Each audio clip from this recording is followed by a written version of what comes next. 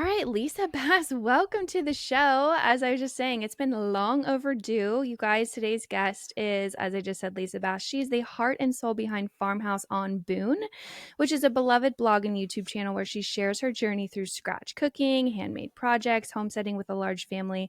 She is a homeschooling mom to 8, almost 9, and an entrepreneur, homesteader. She's building an old new home, which I can't wait to hear about. So many things on your plate, Lisa. Welcome to the show. Yeah, thanks for having me on. I am excited.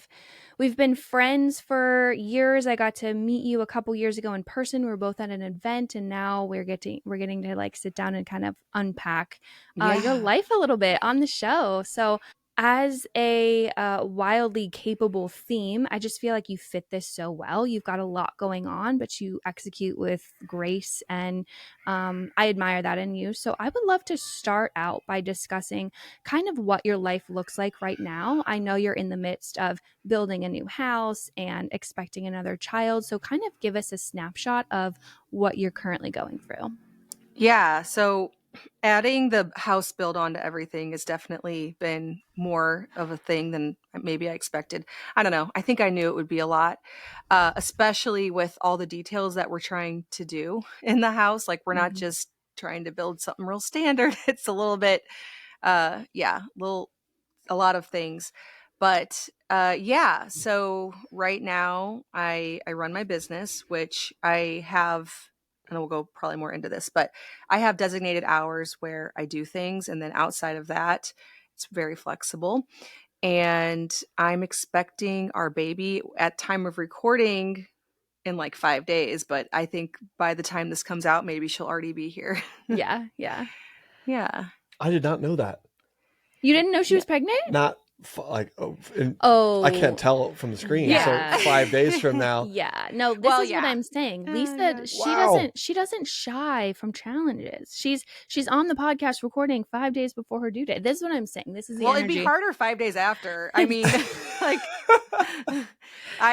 with like YouTube, I do a video a week, and I really try to get a ton recorded leading up to, like, if I don't have the baby next week, I'll just make another video because I can't just, I wouldn't just stop an entire week.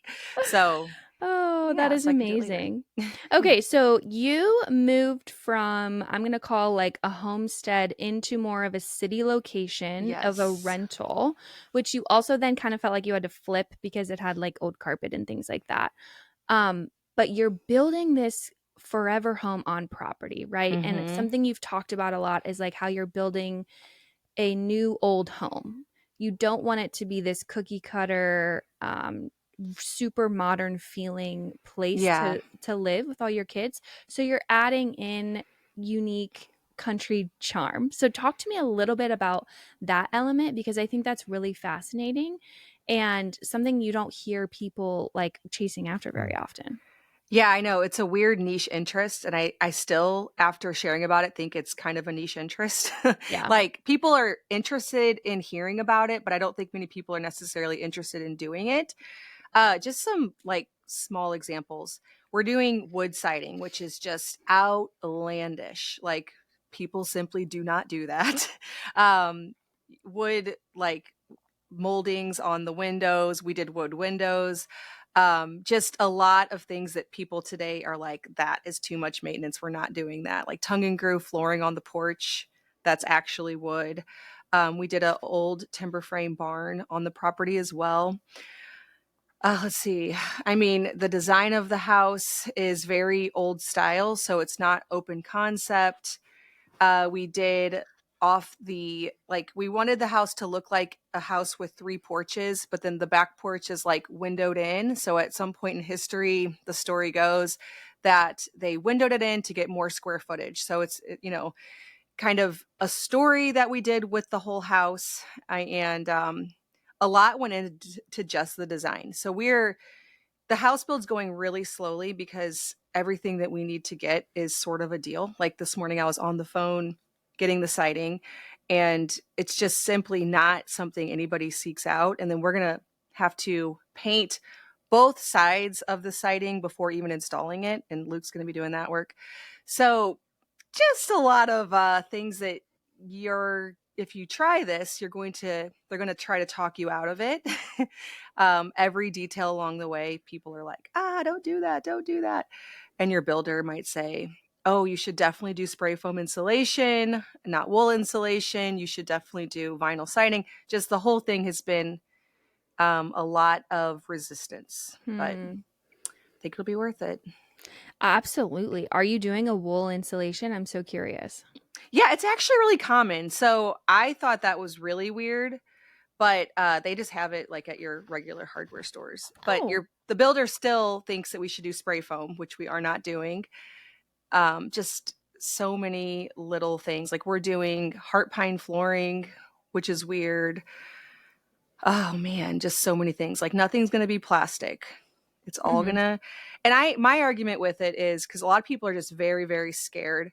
But what's funny is if you buy an old house and it already has wood moldings, it already has wood siding and heart pine flooring, it's fine. But you cannot do it on a new house. That's what I've learned, which is funny because I've lived in old houses our entire marriage. We've been married almost 18 years and 3 old houses along the way. And so I already know what it's like to live with all this stuff. This isn't like some crazy experimental thing for me. Yeah, that's a great point. You've kind of been living in these environments already. Yeah. Wool insulation is actually so much healthier for you. It's like actually the crunchier option if you consider like what kind of chemicals are in the spray foam, which, if it's behind drywall, whatever. But I actually think a Apparently lot of not. I think it actually does off gas through it, does it? apparently. Yeah. I don't know. Yeah. Well, that's Yeah. another reason to maybe consider. What about like appliances? Is there a appliance old new going on here? I'm Well, interested. so it's a little tricky with that because we're going for a house that's between like 1890 and 1900. And so they would have just had a wood cook stove. They wouldn't have had electricity and all that. So we are doing a wood cook stove, but then we're also doing a gas range that has some character to it, but is definitely not old. Even if I did a vintage oven in my last house, it was from 1949 though. So still it would have been like a very far down the road from when the house was built type of thing. So we're doing like, we're doing the dishwasher and the fridge and freezer, which they wouldn't have had, but trying to, the house has a story that over time things changed. A lot of the Sure. original details were kept, but people wanted to modernize, Sure. for plumbing and electricity and all that. I love that. A wood cooktop stove. I'm very interested. I know, I'm excited. Is it like the one that has like the lever on the side that can kind of like raise and lower the coals? Is that what we're talking about? I haven't even we have it. It's sitting in the garage. I haven't used it yet, so we'll see how it goes. It's actually a modern thing. It's made by Thornhill Range Cookers, and it looks kind of like the Aga, but one of the 4 drawers has glass with a fire behind it, which I thought was really neat. And then that just powers the whole thing. So we'll see. I assume here in Missouri, I can use that like 6 months out of the year, which will be really fun. So like, do you need a chimney for that now? Yes. So yes, we do have 2 chimneys. We're doing wood on both sides. So like a regular wood stove on one side and then the wood cook stove on the other side. Man. That's wild. I cannot wait to see the photos of everything being done. I watched the YouTube video of you kind of like painting the picture of what your kitchen layout was going to be, and I can see it in my brain. I can't wait to see the whole thing come to fruition. Yeah, we're excited. So I feel like we zoomed in really quickly on like present day Lisa, right? You've got a lot going on. You're welcoming a new baby. You probably have, by the time this episode is out, building this awesome house. Let's back up a little bit because your journey really started sharing online, and then I feel like you've kind of expanded into other areas online. So talk to us about like early days of Farmhouse on Boone and what that looked like. So the first thing I started was actually a website, a blog back in early 2016. So going on 10 years now. And I had no idea what kind of niche. I knew that I liked from scratch food. I knew I liked DIY.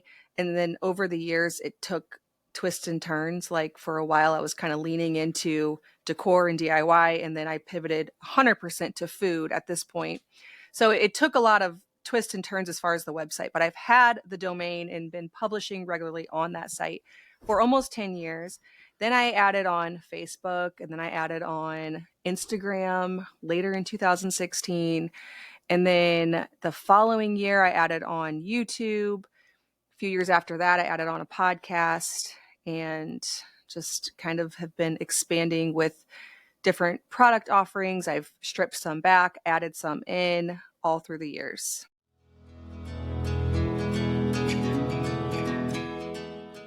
I'm going to be honest, I never jumped on the greens supplement train until I found a green supplement that also had animal-based superfoods. So we're not just talking about plant-based superfoods in the supplement. The Ancestral Supplements Greens capsules contain a blend of many things. Let me read you the ingredients. They have an organ blend with desiccated liver, heart, kidney, pancreas, spleen, thymus, lung, intestine, and stomach.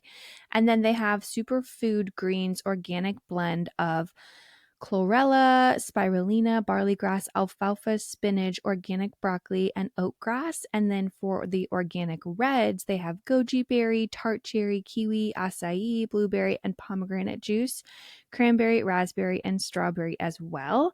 And they have a prebiotic and probiotic blend.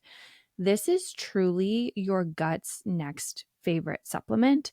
It's got, like I said, superfoods from both plant foods and animal foods, plus that prebiotic and probiotic blend. And then if you really want to elevate your gut-friendly supplementation, add in a jar of their colostrum. Go over to ancestralsupplements.com/homegrown. All of their supplements are third-party lab tested for purity.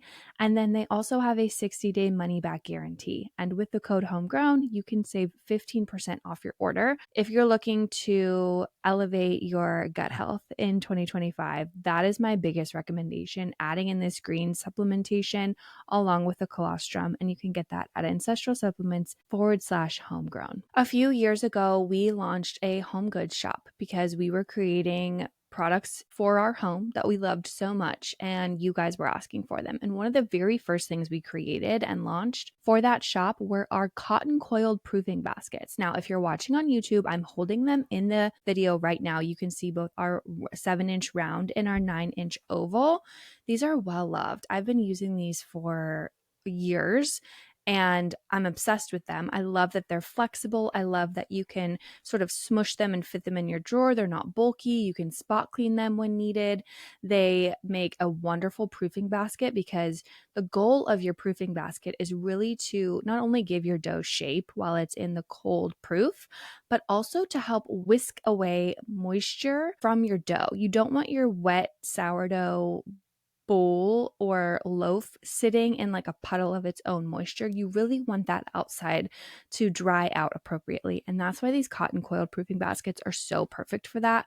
We worked with a manufacturer here in the States. Manufacturer is even like a fancier term. A good friend of mine in Maine makes these for us, and we love them so much. They are 100% natural cotton rope, and they've been loved by so many of you guys. If you haven't checked out our sourdough proofing baskets, go over to shoptheH.com and check them out, and use the code Homegrown at checkout for 10% off.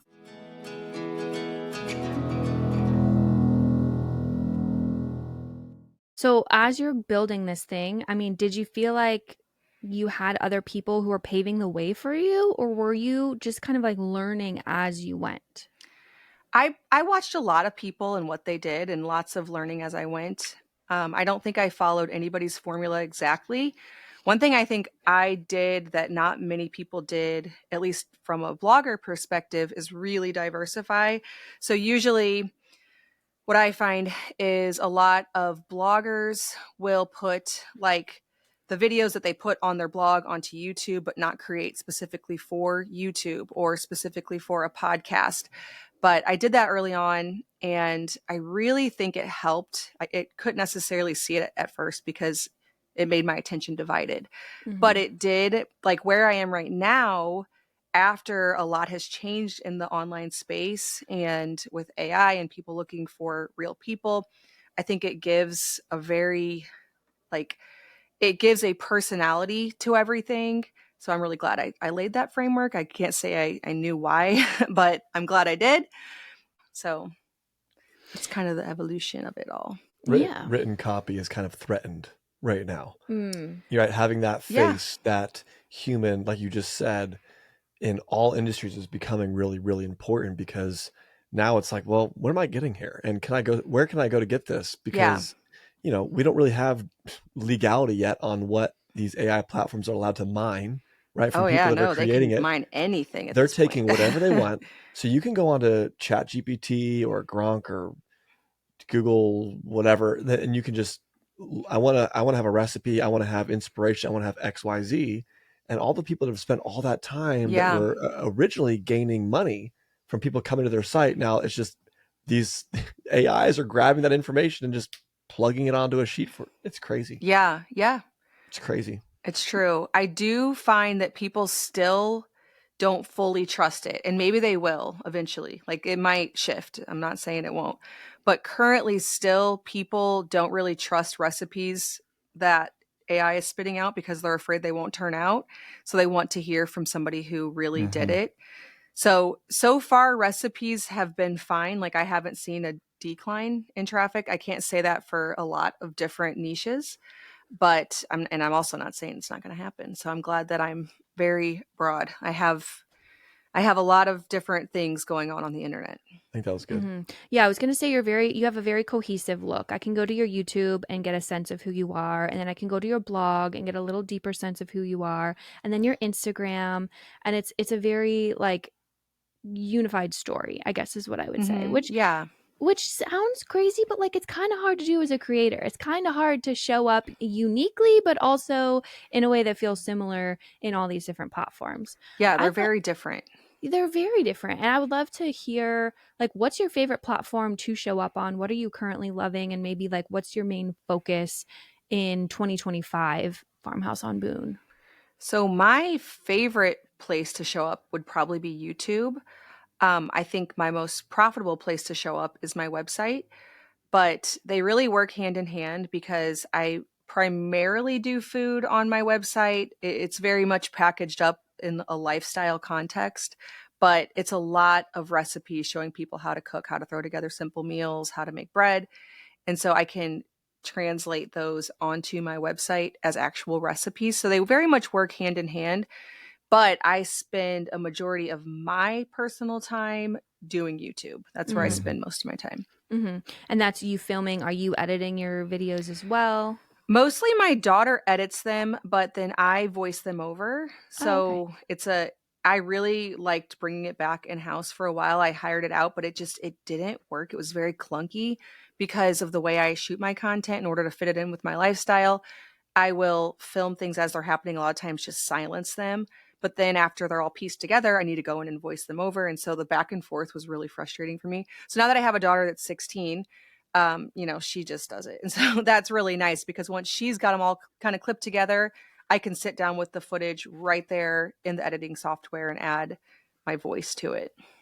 Oh, that's amazing. Plus, I'm sure she's seen your old videos, so she can kind of get a feel for how you want to look and maybe give you extra space to get this point across here.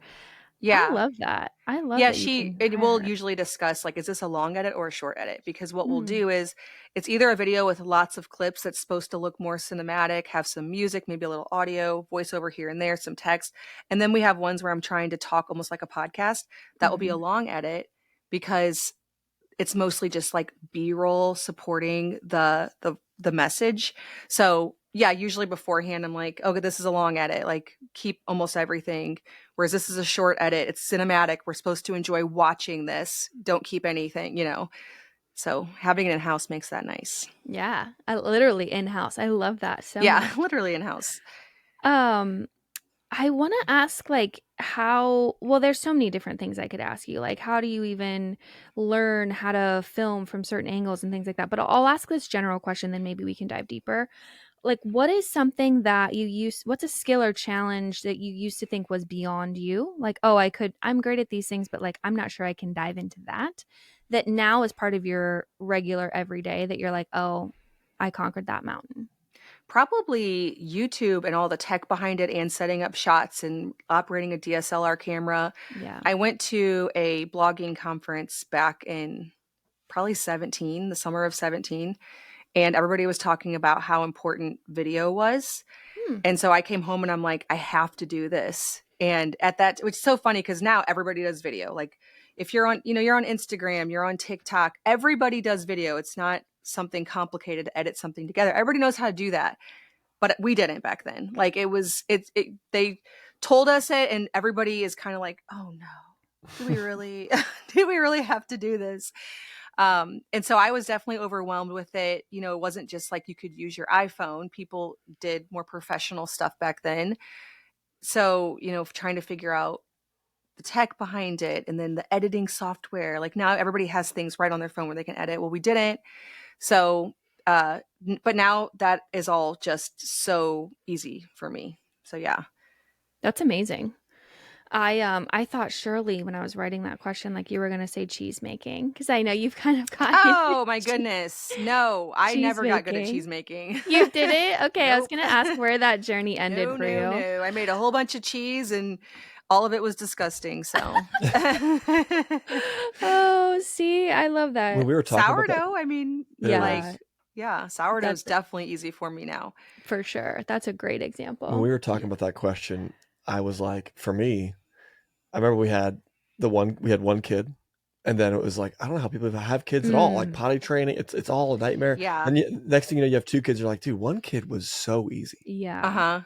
And we find ourselves now with four kids, and I was like, dude, Lisa is about to have 9 kids. Uh-huh. Yeah, double. It's amazing. Well, I actually have a question regarding that, so that's a good segue. Segue. Um, what is something in your parenting journey that maybe you used to hold on to that now, after having so many kids and especially having older kids, you kind of have let go, like in a good way? Maybe Oh, a I'm sure belief. there's so many things. Yeah, tell me. I would love to hear a few. Oh man. Yeah, I think a lot of that would be with things with little kids, like babies and little kids. I mean, with big kids, we're only somewhat new to that, I guess. But there are so many things that you worry about when you have little Mm. children that you're like, this really can't make any difference. Like, for example, my first two, I had them potty trained before two. Doesn't matter. It doesn't matter. Like you don't get any awards for it. It's significantly harder. And ultimately, by a certain age, they're all potty trained either way. Hmm. Um, I think stressing about like the type of baby food and which thing they eat first. I don't worry about any of that at all. Probably so many like baby and little kid things. Hmm. Yeah, it's just such a concentrated time because you're really thrown into it and you're like, I have no Yeah. idea. And And then you you kind think of, you're going to really mess it up until you're on the other side of it. You're like, I can literally make you anything. And I have this power that you then later on realize like you totally don't. And so that kind of takes the pressure off too. I love the potty training example.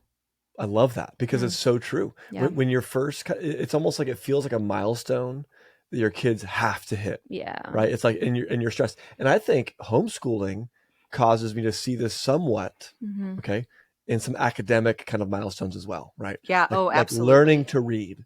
Yeah. Some kids, they just pick up reading, right? They Uh-huh. pick it up super quickly. And we've had other kids that they can now read and it's not even a big deal. And they're like driving down the road, reading the billboard signs. It's almost like we wish they weren't reading so much, but Right. like getting them to be able to read felt like this major challenge and we were all stressed. And I love how you said that, like, you don't get any awards. Like, Well, and there's really like once they read, they read. There's Right. not it's not like if my first child was my only child, I would be writing books about homeschool and how easy it is. Right. Right. But she's not. So, I learned that later on though, they once they learn to read, they can all read. So it ends up in the same result in the end. Hmm. What about going from, let's say, 2 kids to 4 kids or stacking on more children? What is something where you're like, man, back when it was just, maybe you and Luke, you could tag team it, but now you're outnumbered. How has your kind of mom brain dealt with that? I think that when I had two children and when I had three children, there were certain things that I made a really big deal of, like as far as the workload, that now I can be like, it's just, you're so used to doing certain things that it doesn't feel as big of a deal. Like just a small example, because my sister and I talk about this because we both experience the exact same thing. We always go to my parents on Sundays, and we have to bring a lot of stuff because in the winter we bring all the snow gear. In the summer we bring swimsuits, life jackets, all the things that the kids can play in the creek. And when you get home, there's water bottles, there's wetsuits, there's muddy clothes, there's ticks on kids. I mean, just, it's like you got a job when you get home. It's not like you're just going to go to bed. And that used to be something where it's like, oh, we got to go home. We got to get all these kids, and we got to put away the life jackets, and we got to, the leftovers that we brought, and just all these things, like the van's a disaster. And now it doesn't feel like any big deal. Like it's that when you get home, you have like 15 minutes of sprinting and it's going to be done. And so I think all of those little things, like kid things, like bedtime routine, just everything, like mealtime, all really stressed me out. Like it was this thing, like you got to do this. And now all those things don't feel like a big deal anymore.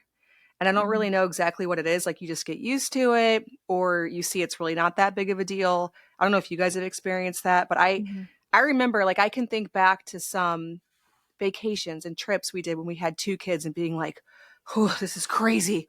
We just brought 2 kids on a trip. And now, like, not even doing that with 8 kids feels as big of a deal as it did to me when we had 2. Yeah, I 100% totally can resonate. I think part of it is like once you come to this acceptance of like, it's almost like folding the laundry feels like this gigantic task, but if you really timed yourself, it would be like a minute and a half. Yeah, exactly. That's so quick. It. And it's like so many things. You build it up in your head to be worse than it truly is. And when you add kids, you just don't have time for that. You're like, you know what? It's fine. I was feeling that way even earlier this week of like, well, I came in from dropping a kid off here, but I got to edit a show and then I got to do the dishes. And I wasn't like, oh, I have to do these things. I was just like, let's get to work. Like, we've got it. Yeah. Something about that shift in your brain happens. And I don't remember exactly when it happened for me, but I talked to other moms who have a lot of children or who have been moms for a while. And I think it always happens, but it's really interesting thinking back to the things that you made such a big deal. You're like, why? So I'm also curious too, because you have kids of all ages. How do you encourage moms who are considering adding to the family, but maybe they have those older kids? Like, how have your older kids done as you've continued to add siblings to the fam? I mean, they're always very excited, very happy about it. Like they're looking forward to it. Like my older kids right now are sewing clothes for the little baby and a quilt. They're excited about it. So I think that everybody can see the value in little children and they're used to that. Like it's not a foreign thing. I don't know how it would be if it was a large gap and they're not used to it, but I think either way they'll adapt too. I think we think about a lot of things maybe a little too much, trying to anticipate how it's going to be when you really can't necessarily tell until you're there. Yeah. Do you find that having to split because this is something I deal with, like having to have energy for a teenage daughter and then like addressing your newborn's needs are just, they feel miles apart. How do you deal with that? Well, one thing is you can do it at the same time. Newborns, you can carry around with you in a wrap, you can nurse. Like if I am talking to my teenagers, I could do that at the exact same time as caring for a newborn, because newborns, they're physically demanding because they require you all hours of the day, but they don't run off. They don't in some ways they're a little bit easier. Obviously they take a lot of physical time, but yeah, I think that there's a lot of things that can happen in a group setting that people think need to be one-on-one that don't necessarily need to be. That's a good point. The babe kind of joins you in whatever activity you're doing as you add to the family. Yeah. I love that. Okay, switching gears now. Do you have any questions? I feel like we're flying through this. I have so many, just because I'm like, man, how can I glean insights from this person that has 8 children, a ninth on the way? But I don't want to bogart all the time. Well, one that I did have was, Your oldest is 16. Mm-hmm. And is it a daughter? Mm-hmm. Yes. A daughter. So our daughter is 14. Yeah, isn't her name the same as my daughter? Sophia? Oh, okay. No, I'm thinking of your Ruth. You have a Ruth, and we have a Ruth. Yeah, Ruth Yes. is our Okay. second oldest. Okay. Yeah. Okay. Yeah, my oldest is Ruth. And so relating and having like fun with your kids as you have more kids, I'm noticing that becoming different. So there's like meaningful conversations of like coaching moments and like dealing with difficult challenges and so likes this cute boy, so we need to talk about it. I mean, but there are like traditions and things that we've established as a family, and like watching a movie together or going out and playing at the park or going and swinging, or I used to take my daughter hunting. And as she grows and develops, those things are constantly changing, like the things that she's interested in. And I'm finding the interests of our family, because we have a large age gap, similar to what you have, but you're just more in it than we are. Yeah, you have double. Yeah. We have a 14-year age gap. You're about to have a almost 17. Almost 17, yeah. And so the varying interests I find sometimes challenging, right? One of my kids wants to go camping and the other wants to talk about cute boys and makeup, and it's everything kind of in between. Is there anything that you found in that's been successful? I don't know, because I totally feel like I'm just with you on that. Like I didn't necessarily see it coming, because when you have all children that are, say, 10 and under, you're just like, get in the van, we're going this place. Nobody has any opinion on it. It's just, it is what it is. And then when you have this wide age range, that doesn't exactly happen anymore. So it's different, because I don't feel like we are all going in the same direction anymore. But that also is inevitable, because at some point your oldest is going to be 21, 22, maybe married. You're not going to all get in the car and go on a family adventure day that you designated like what you're going to do, which we used to do. But those things don't happen as much anymore. So what we end up doing, right or wrong, like I don't know if this is the right answer, but this is what we've over the last few years has worked for us, is we end up dividing some. So like, for example, last week, Luke and the oldest 6 children who can all swim, who are easy to take on a canoe, went on a canoe trip. And I stayed home with the younger 2, because it would to take the younger 2 toddlers, it just would not be fun. Like it would make the whole thing go from enjoyable with the children that are 5 and up to not fun at all. Yeah. So, and you know, I think we just try to be honest about that. I think some people have different capacities. Like my sister, she has a wide age range and she has toddlers and babies, but for her, she wouldn't perceive that as being stressful. Like she would just go anyways and it would be so fun. Well, I'm not like that. And so, for us, like that made sense for that day. And they got to all connect a little better with their dad, because he wasn't managing toddlers and babies. So they got that, you know, I know 1 on 6 sounds like a lot, but it's really not, because all day long, that's all he was doing was going on a canoe trip with those 6 children who all enjoyed that. So then we'll do that with a lot of things, like my girls, and I try to set this up too with other people. So one of my sisters, she only has 1 baby, and I've gone with her to New York City before with my girls. And this year I'm like, I just cannot swing that. Like too many children, too many things going on at home, but maybe they could go with you. And so she and my 2 daughters went to New York City. So I'm trying to like facilitate a lot of things, knowing that it doesn't always have to be the whole family. Now we do things too. Like we will go on family vacations and we'll go on family adventures, but there's plenty of times too where I'm trying to orchestrate and set things up so that everybody gets to do things that they're interested in, but it can't always be the whole family together, because even though we have wide age ranges, we also have really wide personality differences in our family. So for everybody to always enjoy the same things is pretty unrealistic for us. It's so nice to hear you say that, because we're kind of like at the precipice, like we're just entering into that. And so you've kind of been doing that for a couple of years. Yes, a couple of years, right. And we're like a couple months into it almost. And maybe you feel a little guilty about it for some reason. Like you do. It shouldn't be this way. Yeah. And so we're regularly convincing ourselves that, hey, not everyone has to be included into everything. No. And some things are reserved for and it's not just older. It's also like what are you ready for? Mm-hmm. Right. Yeah, exactly. This is my final question. I promise I won't No, ask I her love anymore, but it. she's just, anyways, we've also seen as we've had more kids, and again, I'm wondering if it's just a compounding effect as you have more and more children, but a almost like competitive energy that drives growth more rapidly. And this is what I mean by that is like, when we were teaching our oldest to swim, it was like our first kid, the swim lessons. When she gets in with mom or dad, and we're taking her around to the pool. She's got the floaties, and then like you got three kids. Next thing you got four kids, and it's like big kids in there, no life jacket because they're like a stud swimmer, and the middle child is like, I got to keep up, right? And the youngest is like, all I know is being able to swim.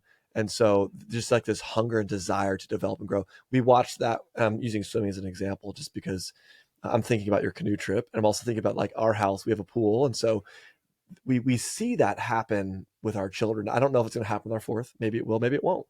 But I'm wondering, did you see anything like that? Like the kind of like older siblings kind of driving development seemingly faster, or is it just kid to kid?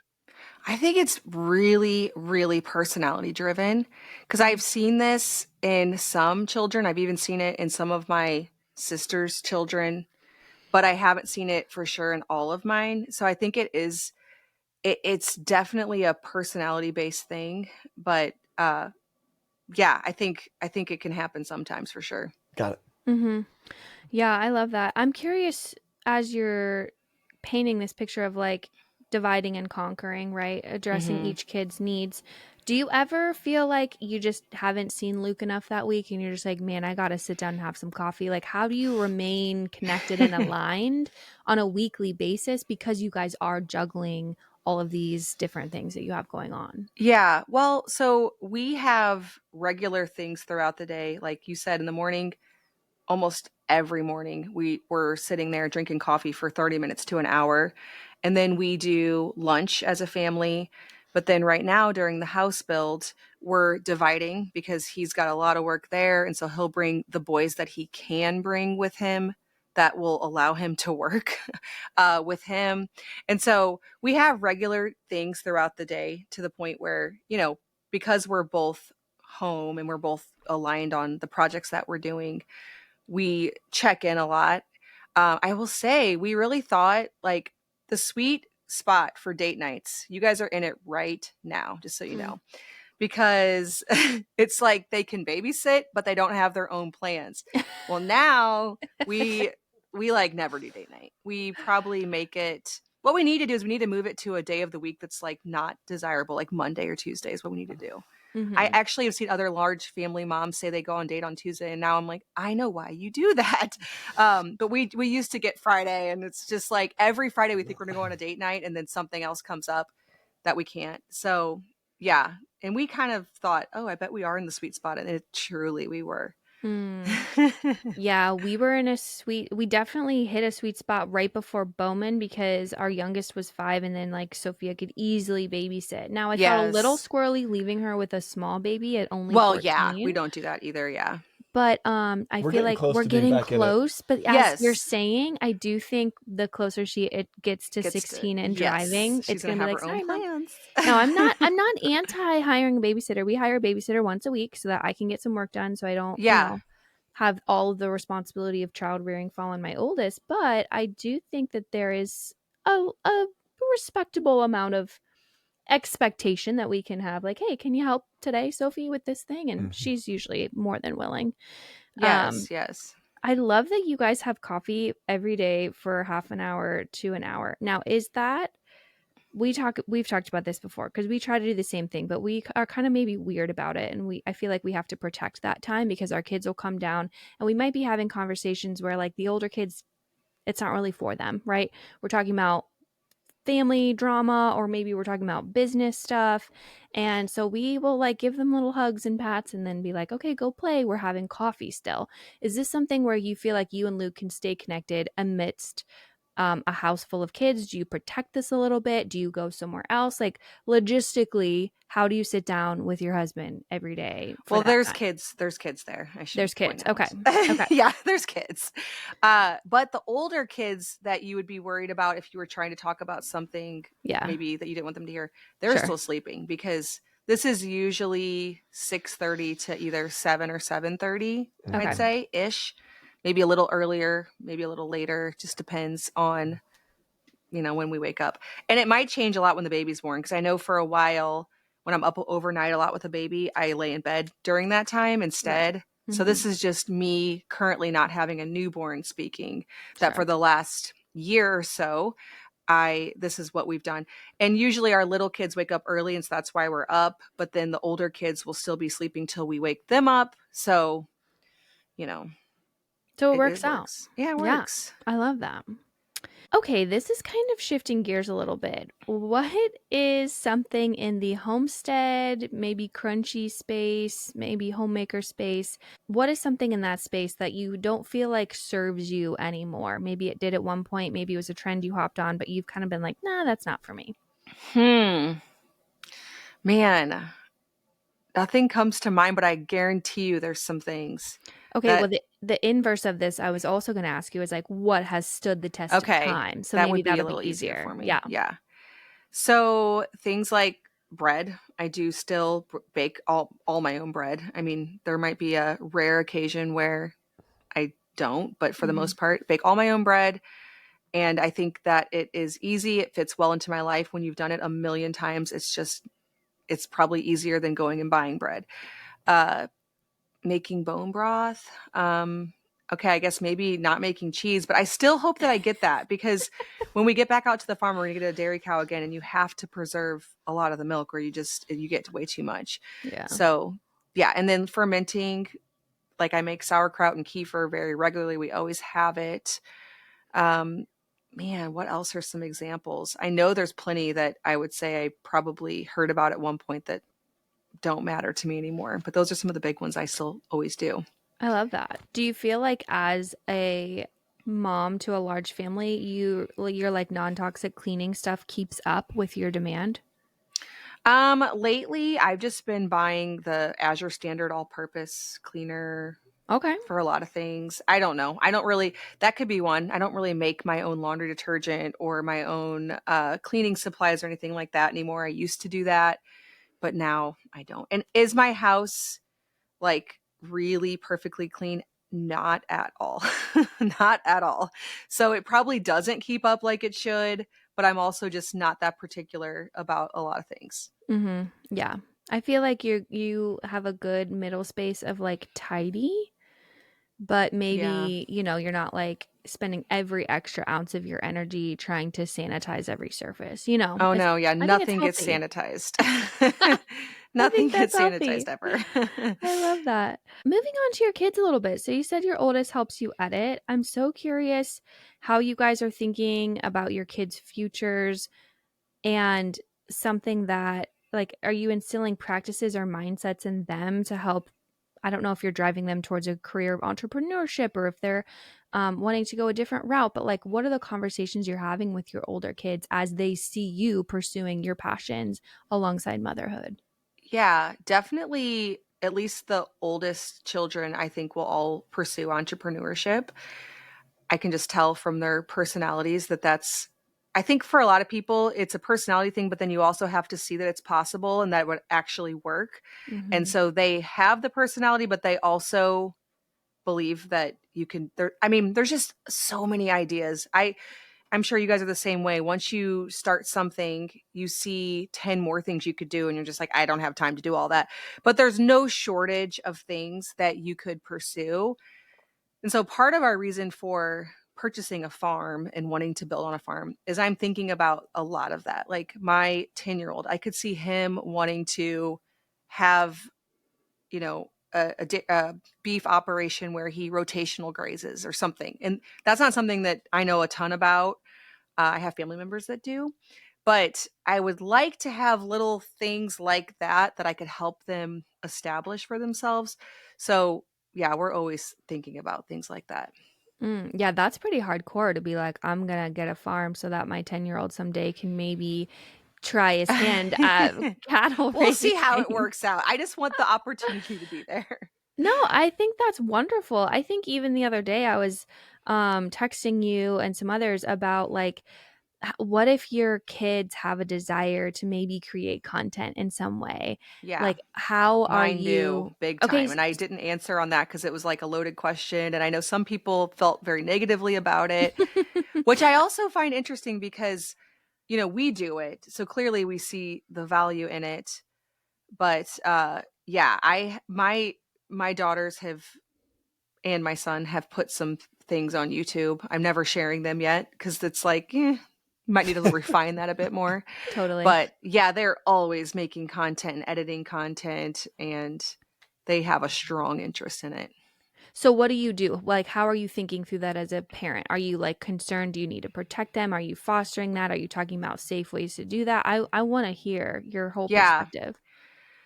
Well, so my biggest concern more than I'm not all that worried about like the safety aspect of it just because and this could be naive, but I feel like every single person, whether you just have a personal Facebook where you post things, Mhm. has an online presence to the point where I'm like, it's just a sea. Like to exist online is just to exist at this point. Sure. And I think there are certain things like, I mean, location and any personal details. Of course, we talk a ton about that. But just to have like your face on the internet, I personally don't see that as a huge I think that's become very popular thing to care about Yeah. lately. Like Mhm. it's funny because people care about it more now than ever. And I know because of AI, that people can do weird things with photos, but my biggest concern would be them taking the feedback. Because Mhm. for me, that has been the hardest part of content creation is the feedback that you get.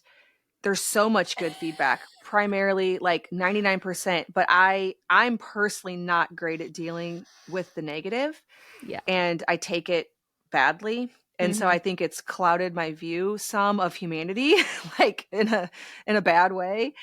And so that's my biggest concern. I'm like, you can put this on the internet, but like you're not allowed to read comments ever at Mm. all.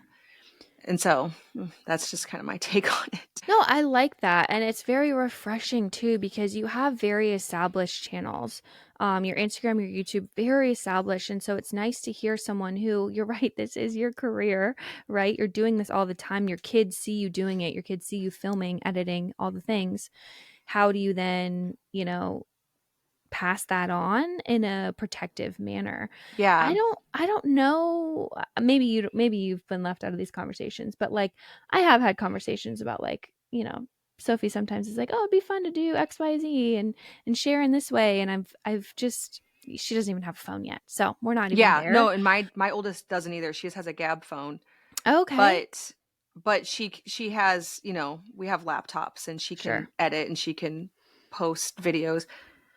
But I do want to be very involved. Like I make them show me anything they would even consider putting on Mm. first, just to make sure it doesn't have any details that would be giving up location, Yeah. you know, so I many think that's little smart. yeah, but it's tricky. It's not like just yes, any way you want. But then also it's not a hard no either because there are so many great opportunities when you pursue it in the right way. Right. And I think of all the skills that they learn, right? You get a certain level of confidence. You learn how to tell a story or Oh form an yeah. argument about things. If you eventually deal with brand partnerships, then you can learn how to like negotiate there or really put your twist on things. I feel like there's so much even I learn all the time that I'm like, this is a great avenue for maturity and growth. I Uh-huh. just need to make sure my kid, like you said, it's the feedback thing for me too. Cause I Yes. also suck at that. I'm terrible. Joey like looked at me I when you said that because I was know. like, oh, I'm not great at that. No. But it is a real thing. And when you subject yourself to online, you're asking for that as well. So I Mhm. like I like your response. I think it's something I'll continue to simmer on and Yeah, I mean, consider. you got to be careful with it, but at some point too, that what I always think with everything with kids is they will be adults and they will be Yeah. doing whatever they want to do. And if they see me pursuing this every single day for the last however many years, of course they're going to be interested in it. And so they're going to probably experiment with it. And so I'm glad that we can have these conversations now, and I can filter their content and kind of explain the downsides before they leave and just do it with reckless abandon, because that's what kids are going to do. Like, we can protect them all we want, but they're going to eventually pursue whatever they want to pursue. Yeah, that's so interesting you say that. It reminds me very much of the conversations we were just having on the show about like addressing the hard topics in life. We're kind of wanting to be on the front end of it, like, hey, let's talk about these things, maybe have healthy, safe exposure in our house when it makes sense. Yeah. And like social media is kind of the same. And I am kind of trying to do that. Like I recently got I was like kind of upset about a a podcast review that was like, it's like you said, it's 95% positive, and then there's always the one that's negative, but it's always like soul crushingly Oh, personal. they just You're cut. just like, what are you even, You're did you so mean. yeah, you're so mean, but like you had to listen to me for hours to say that specific of anyways. I Yeah. shared it. I shared it with Sophia. I was like, this is one of the reasons why I think it's really hard to be online, even just a Mm-hmm. podcast, even just a podcast, Oh, right? yeah. Where you don't technically even have to show your face. And, Yeah. you know, her first thing is like, oh, well, you know, that person I is won't care. That person's, crazy. it's easy to say when it's not about you. Because I always show people, like, you have like a group of creator friends, and you might be like, Yeah. look what this person said.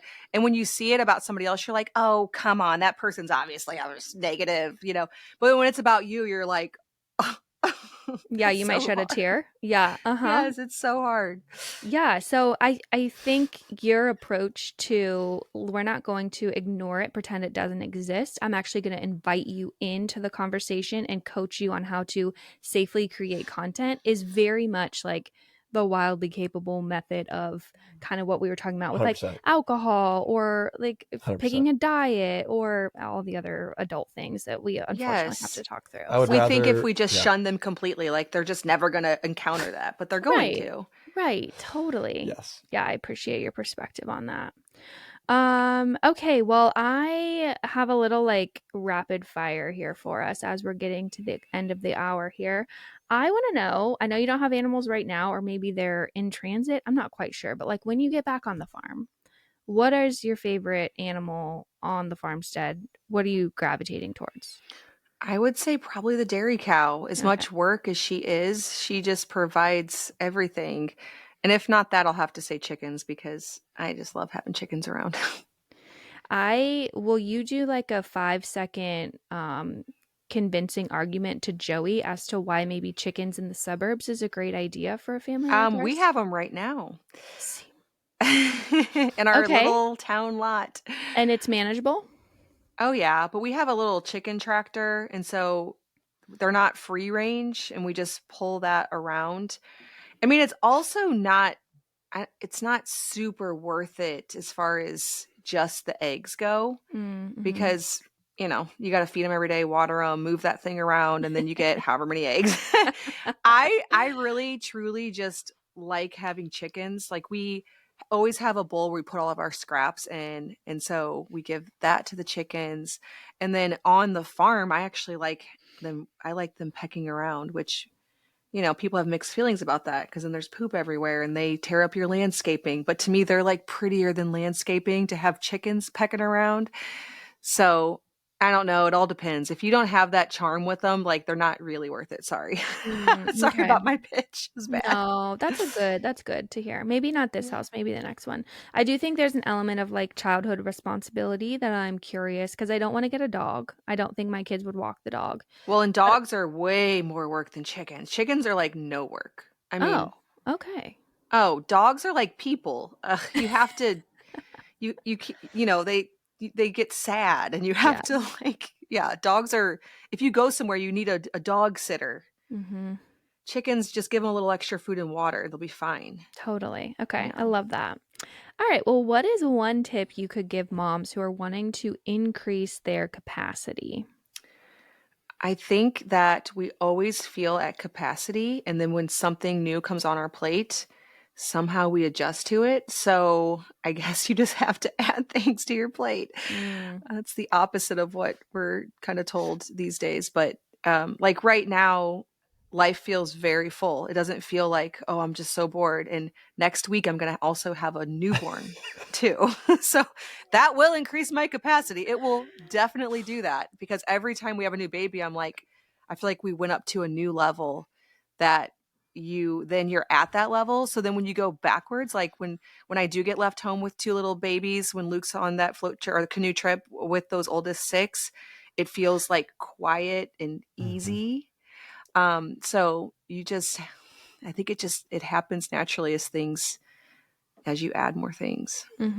Adding more to your plate, perhaps intentionally, but I think, yeah, we are kind of given this message of like, oh, you need a me day, you need some breaks, you should kick your feet up, you shouldn't be working so hard. And I do think that can be a slippery slope, right? I agree. Yeah. What are some either books or online accounts / creators that inspire you right now? Well, right now I'm in the middle of house everything. So it's probably like books I have. I'm reading Gil Schaefer. He's an architect, and I like his design stuff. I have a book called New Old House I'm constantly thumbing through.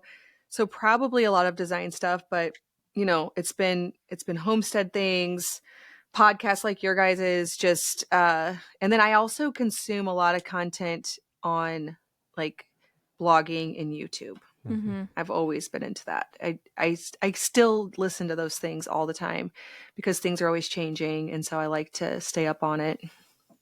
So you're saying like the strategy behind blogging and YouTube? Yes. Okay. I love those things.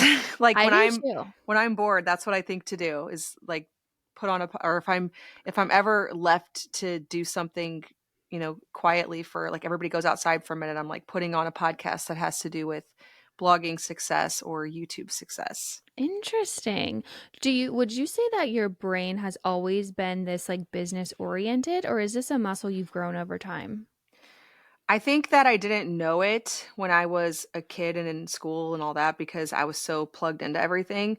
But as soon as I moved in, like I got married and I was a stay-at-home mom and I had like a little free time, I started doing things. Like I started a website when in like '08. It was ridiculous. Wow. Very hard to build. And we didn't have internet at home. So I had to go somewhere that had internet and try to figure it all out. And I tried like I was a retailer for cloth diapers and had like a bunch of wholesale accounts and all back in like '08, '09. So as soon as I got free time, I loved anything pertaining to business. It's just interesting for me. That's awesome. And it remains true today. I think that's wonderful. Oh yeah, I wonderful. still love it. It's still fun. Otherwise, I probably would have given up by now. Yeah, I love that. All right, Lisa, well, tell people where they can find you online. So farmhouseonboone.com is my website. I'm Farmhouse on Boone on YouTube and Instagram.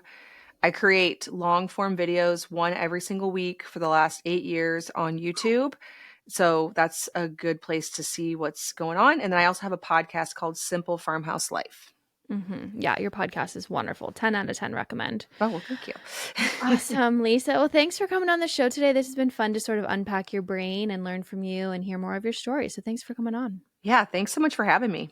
Of course. That's awesome. All right, we'll talk to you next time.